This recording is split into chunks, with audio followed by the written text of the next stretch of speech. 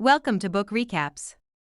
Today I'm going to read you a quick recap of the book Adventures of Huckleberry Finn by Mark Twain, published in 1884.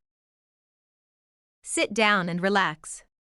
Commonly named among the great American novels, the work is among the first in major American literature to be written throughout in vernacular English, characterized by local color regionalism. It is told in the first person by Huckleberry Huck Finn, the narrator of two other Twain novels, Tom Sawyer Abroad and Tom Sawyer, Detective, and a Friend of Tom Sawyer. It is a direct sequel to The Adventures of Tom Sawyer. The book is noted for changing the course of children's literature in America for the deeply felt portrayal of boyhood. It is also known for its colorful description of people and places along the Mississippi River. Set in a Southern antebellum society that had ceased to exist over 20 years before the work was published, Adventures of Huckleberry Finn is an often scathing satire on entrenched attitudes, particularly racism. Now to the story. The Adventures of Huckleberry Finn is often considered Twain's greatest masterpiece. Combining his raw humor and startlingly mature material, Twain developed a novel that directly attacked many of the traditions the South held dear at the time of its publication. Huckleberry Finn is the main character, and through his eyes, the reader sees and judges the South, its faults, and its redeeming qualities. Huck's companion Jim, a runaway slave, provides friendship and protection while the two journey along the Mississippi on their raft. The novel opens with Huck telling his story. Briefly, he describes what he has experienced since The Adventures of Tom Sawyer, which preceded this novel. After Huck and Tom discovered $12,000 in treasure, Judge Thatcher invested the money for them. Huck was adopted by the widow Douglas and Miss Watson, both of whom took pains to raise him properly. Dissatisfied with his new life, and wishing for the simplicity he used to know, Huck runs away.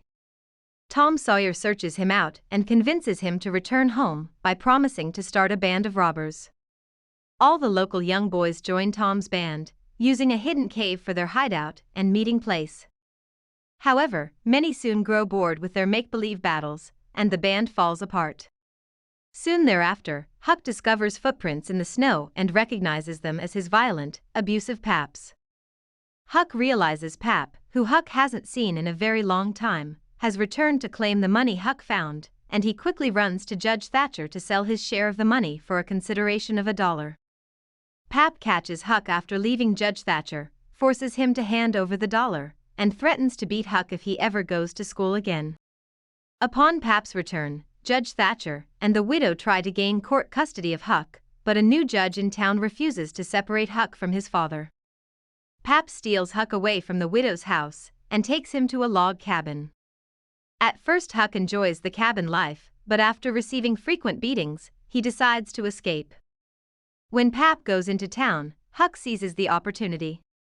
He saws his way out of the log cabin, kills a pig, spreads the blood as if it were his own, takes a canoe, and floats downstream to Jackson's Island. Once there, he sets up camp and hides out. A few days after arriving on the island, Huck stumbles upon a still smoldering campfire. Although slightly frightened, Huck decides to seek out his fellow inhabitant. The next day, he discovers Miss Watson's slave, Jim, is living on the island. After overhearing the widow's plan to sell him to a slave trader, Jim ran away. Jim, along with the rest of the townspeople, thought Huck was dead and is frightened upon seeing him. Soon, the two share their escape stories and are happy to have a companion. While Huck and Jim live on the island, the river rises significantly. At one point, an entire house floats past them as they stand near the shore. Huck and Jim climb aboard to see what they can salvage, and find a dead man lying in the corner of the house. Jim goes over to inspect the body, and realizes it is Pap, Huck's father. Jim keeps this information a secret. Soon afterwards, Huck returns to the town disguised as a girl in order to gather some news. While talking with a woman, he learns that both Jim and Pap are suspects in his murder. The woman then tells Huck that she believes Jim is hiding out on Jackson's Island. Upon hearing her suspicions, Huck immediately returns to Jim and together they flee the island to avoid discovery. Using a large raft, they float downstream during the nights and hide along the shore during the days. In the middle of a strong thunderstorm, they see a steamboat that has crashed, and Huck convinces Jim to land on the boat. Together, they climb aboard and discover there are 3 thieves on the wreck, 2 of whom are debating whether to kill the third.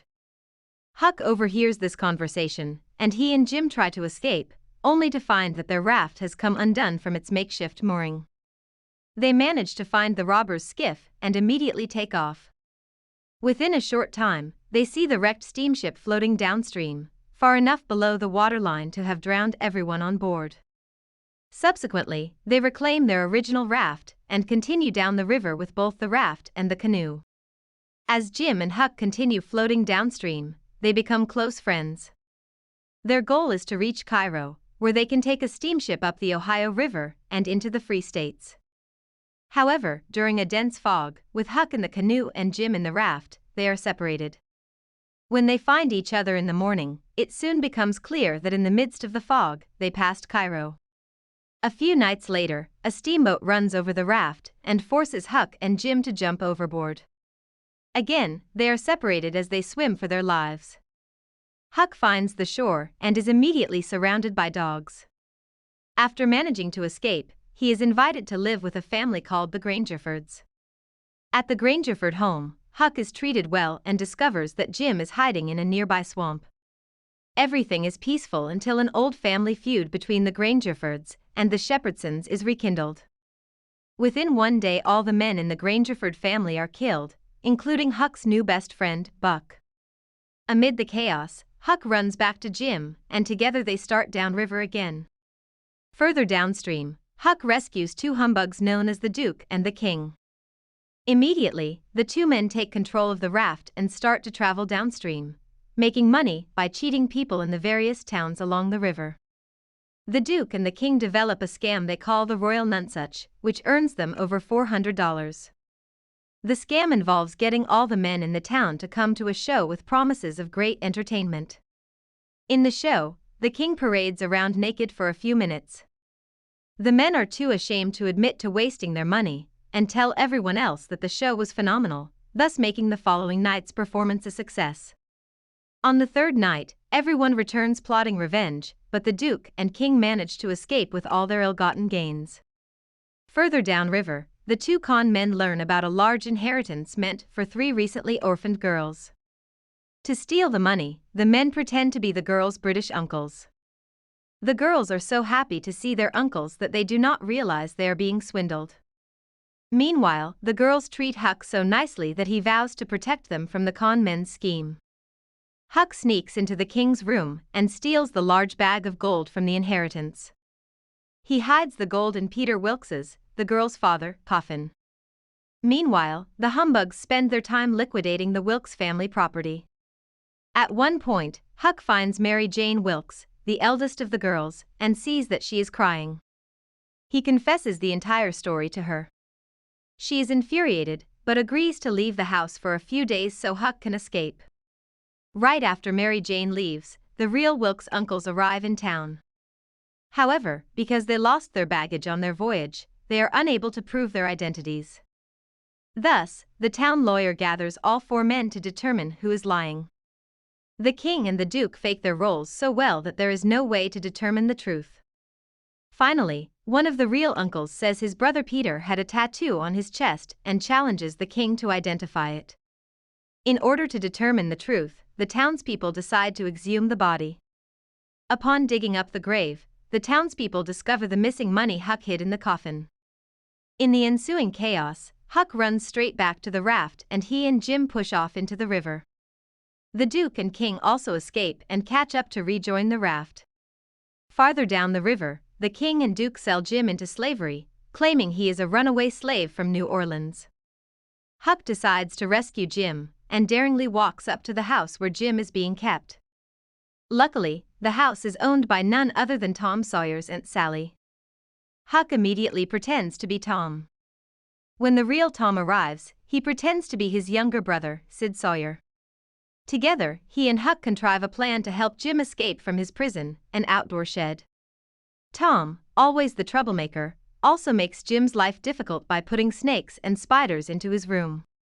After a great deal of planning, the boys convince the town that a group of thieves is planning to steal Jim. That night, they collect Jim and start to run away. The local farmers follow them, shooting as they run after them. Huck, Jim, and Tom manage to escape, but Tom is shot in the leg. Huck returns to town to fetch a doctor, whom he sends to Tom and Jim's hiding place. The doctor returns with Tom on a stretcher and Jim in chains. Jim is treated badly until the doctor describes how Jim helped him take care of the boy. When Tom awakens, he demands that they let Jim go free. At this point, Aunt Polly appears, having traveled all the way down the river. She realized something was very wrong after her sister wrote to her that both Tom and Sid had arrived. Aunt Polly tells them that Jim is indeed a free man, because the widow had passed away and freed him in her will. Huck and Tom give Jim $40 for being such a good prisoner and letting them free him, while in fact he had been free for quite some time. After this revelation, Jim tells Huck to stop worrying about his pap and reveals that the dead man in the floating house was in fact Huck's father. Aunt Sally offers to adopt Huck, but he refuses on the grounds that he had tried that sort of lifestyle once before and it didn't suit him. Huck concludes the novel stating he would never have undertaken the task of writing out his story in a book had he known it would take so long to complete. This ends the story. Subscribe for more videos and leave like. Until next time.